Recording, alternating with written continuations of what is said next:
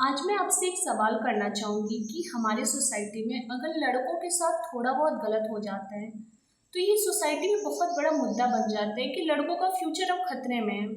जो कि 5 सालों से कुछ जो वाइफ हैं वो अपने हस्बैंड को मार दे रही हैं एक्स्ट्रा मैरिटल अफेयर के चक्कर में।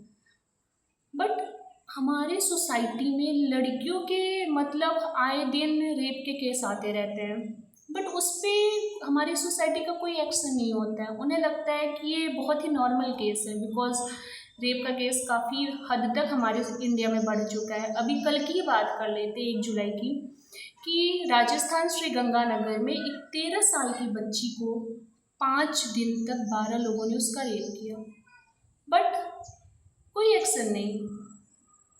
और भी मोस्टली केसेस हैं कि जब ससुराल में लड़कियां जाती हैं तो दहेज के लिए उनको मारा पीटा जाता है और फिर उसके बाद उनके साथ गलत व्यवहार उनके ससुराल वाले करते हैं। ये भी नॉर्मल सी बात होती है। लड़कियों को ये सब सहने की आदत होनी चाहिए।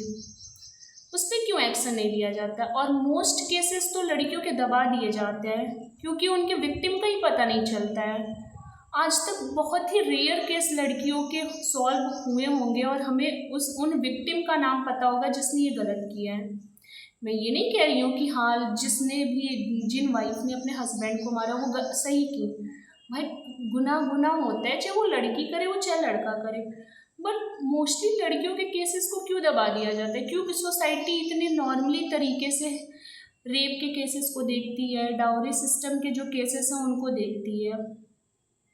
अगर जितने सीरियसली लड़कों के केसेस को लिया जाता है, अगर उतनी ही जितना गलत लड़कियों के साथ हो रहा है उसको भी लिया जाए तो फिर लड़कियों के साथ भी इतना गलत ना होना। मोस्टली ये छोटे छोटे बच्चियाँ जो कि